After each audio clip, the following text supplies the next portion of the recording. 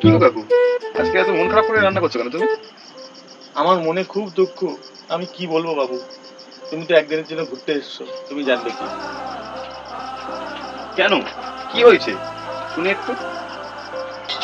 কি বলবো বাবু, এ বাড়িতে কাজ করা মানে নরক যন্ত্রণা।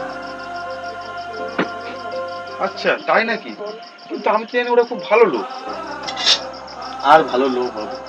আচ্ছা আপনি একটা কথা বলুন তো, সকালবেলার মানুষ কটায় টিফিন করে? কটায়? আর ওই 8-9টায়। 8-9টা তো। আমি খাই সেই 12:30টার সময়। তাহলে আপনি দুপুরের খাবার খান কটায়? ওই বিকেল 5:30টায়। আর রাতের খাবার? রাতের খাবার সেই ভোর 4:30টায়। তাহলে ঘুমান কখন? ঘুমাই না তো, ওরা তো আমাকে ঘুমাতে দেয় না গো। হ্যাঁ,